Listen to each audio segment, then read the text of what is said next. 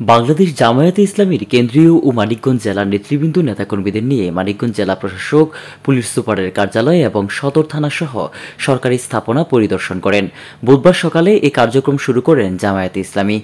পরিদর্শনকালে উপস্থিত ছিলেন জামায়াতে ইসলামীর কেন্দ্রীয় নেতা মাওলানা দেলোয়ার হোসেন, মানিকগঞ্জ জেলা জামায়াতে ইসলামীর আমির মোহাম্মদ কামরুল ইসলাম সহ জেলা উপজেলার বিভিন্ন জামায়াতের ওলামায়েগণ এ সময় উপস্থিত ছিলেন। পরিদর্শন শেষে সাংবাদিকদের সাথে মত বিনিময় করেন জামায়াতে ইসলামের নেতৃবৃন্দ।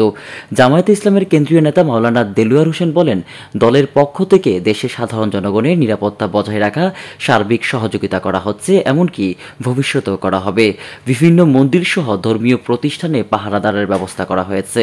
বিভিন্ন কুচক্রী মহল দেশে অশান্তি করার চেষ্টা চালাচ্ছে, তাই তাদের পক্ষ থেকে সেনাবাহিনী ও পুলিশ সহ আইনশৃঙ্খলা রক্ষাকারী বাহিনীকে সার্বিক সহযোগিতা করা হবে। এ সময় মানিকগঞ্জ প্রেস ক্লাবের সভাপতি গোলাম সানোয়ার সানু, বাংলাদেশ সাংবাদিক সমিতির মানিকগঞ্জ জেলা শাখার সাধারণ সম্পাদক মোহাম্মদ শাহানুর ইসলাম সহ বিভিন্ন প্রিন্ট ও ইলেকট্রনিক মিডিয়ার সাংবাদিকরা উপস্থিত ছিলেন। মানিকগঞ্জ থেকে সাইফুল ইসলামের রিপোর্ট, আমার বার্তা।